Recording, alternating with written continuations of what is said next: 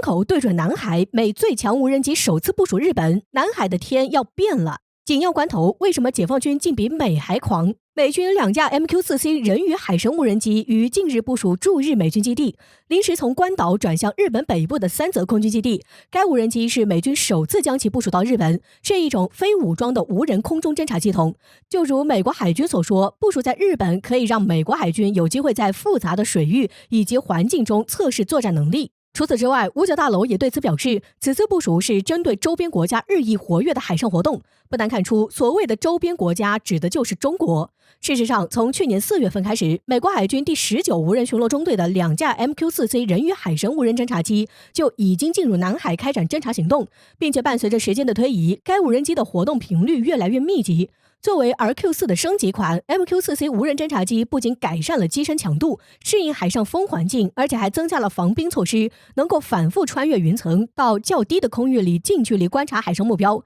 至于为什么会在日本部署，分析认为，近些年来美军在中国周边侦察越来越频繁的原因，主要是依靠3个据点：韩国乌山基地、关岛安德森基地以及日本加手纳基地。日本加手纳基地距离台南海仅805公里，而且该基地拥有2条长度仅3700米的跑道，能起降美军所有型号的飞机。可以说，相比韩国乌山基地和关岛安德森基地，日本有一定距离上的优势，离东海、南海更近。部署在该基地的美军 MQ-4C 人鱼海神无人机的机动性、制空时长和侦察强度都将会进一步得到提升。美军行动具有明显的敌意，就目前来看，已经不仅仅是收集相关情报那么简单的了，更多的是对中国施加政治压力和军事胁迫。不过话说回来，美军无人机就算对准南海，冲着中国来的又怎么样？根据美国海军 MQ-4C 无人机的使用规律，届时必定会在第一岛链内多个海区进行活动。解放军对该无人机进行监视的同时，可以使用战斗机进行模拟攻击。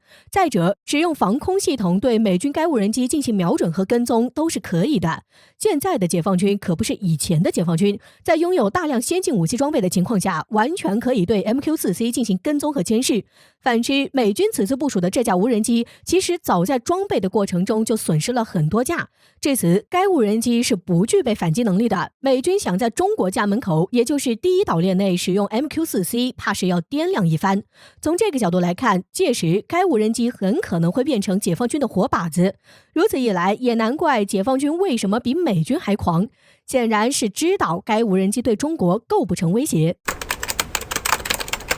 美日法澳4国军演之际，中国有怎样的动作？日本方面对中国的行动有什么样的反应？根据日本媒体5月17号的报道，正当美国、日本、法国和澳大利亚4个国家在东海进行海军军事演习时，中国其实也有动作的。日本读卖新闻称，日本的海上自卫队在5月16号时发现了3艘中国军舰出现在冲绳海域，并在5月17号从东海进入太平洋海域。而且就在中国3艘军舰刚通过冲绳海域时，6艘俄罗斯军舰也通过了宫古海峡。据称，3艘中国军舰分别是一艘052D 型驱逐舰、一艘054A 型护卫舰以及一艘综合补给舰。日本防卫省当然也和过往一样，很积极地拍下了照片。这一次，中国的军舰和俄罗斯的军舰当然都没有进入日本的领海。虽然这一次是日本伙同美国等国试图向中俄2个国家施压，然而中国也只是不在意他们这种恐吓罢了，并没有要先一步对他们进行打击的意思。然而日本那边却是如临大敌。日本防卫省表示，目前还不清楚中国和俄罗斯行动的目的，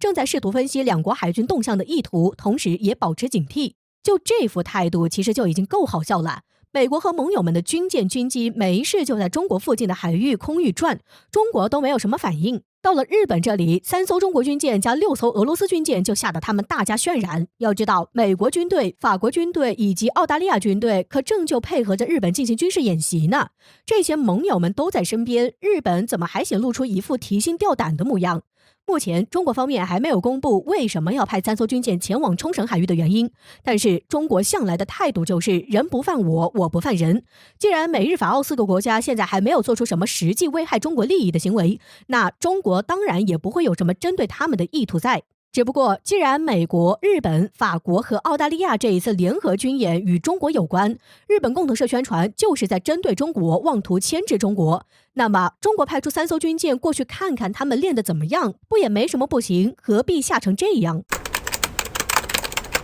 危险信号已经发出，美俄华布局接近尾声，中国人却在装睡。戴旭大校发出警告，却是在为国家安全担忧。随着时间的推移以及事态的发展，中国作为正在崛起的国家，无论是从美国的霸权地位还是社会形态上来说，这都不是美国能够容忍的。目前的美国正在从各个方面对中国进行围堵和拦截。在此背景下，或许就如同戴旭大校所言，美国正在策划一场大规模的亚洲战争。事实上，早在2001年南海撞击事件发生后，美国就计划把战略重心向亚洲转移，但因为后来的911事件，导致美国不得不将重心转向中东和阿富汗。也就是在这个时候，美国对中国放松了围堵，以至于那个时候让中国顺利加入了世贸组织，从而获得了发展的黄金阶段。反应过来的美国本想阻止，但中国早已经度过了10年的黄金发展时期，想要遏制中国的崛起已经不是那么容易的了。可以看到，这段时间以来，印巴冲突、中印边境冲突、台海以及所谓人权问题，都离不开美国在背后搞事情、挑起矛盾。包括我国人在内的外界都应该清醒，美国不会停止对中国的打压，除非中国愿意停止发展。当然，这种可能性等于0。这种情况下，且看美国在中国周边共有400个军事基地，这些基地甚至部署着导弹，有的还有核弹头。戴旭大校就曾经发出警告，美国已经将这些基地演变成一根绞索，套在了中国人的脖子上了。这不是危言耸听，中国正处于稳定和动荡的临界点，是比动乱更危险的阶段。面对这样的局面，中国必须要转变观念，在国门外开辟自卫战场。简单点来说，也就是让中国学习一个俄罗斯战斗民族的精神，只有敢战、能战、善战，才能实现中国一直期望的长久和平，否则美国不会善罢甘休。例如，美军军舰近些日子来频繁闯南海、东海，甚至台海，明显的挑衅举动靠警告是没有用的，用类似击沉的这种方式才有可能让美军有所忌惮。戴旭大校给过一个建议，出动2艘军舰，1艘拦截，1艘撞沉，以此告诉美军绝不允许任何国外势力在中国的地盘上横行。这确实是一个不错的方法，但在分析看来，戴旭大校所展现出来的强硬态度，从侧面也反映出其对国家安全的担忧。美国为了遏制中国发展所展开的一系列举动，实际上已经接近尾声。通过设置3个岛链，联合其他国家进行战略封锁，将中国包围在海路上。而种种迹象表明，这根绞索正在不断收紧，情况不容乐观。国人千万不能觉得无所谓，危险信号已经发出，中国人不能再装睡了。美国这只得了失心疯的狼，未来很可能做出更加令人意想不到的举动，我国要时刻小心，谨防美国。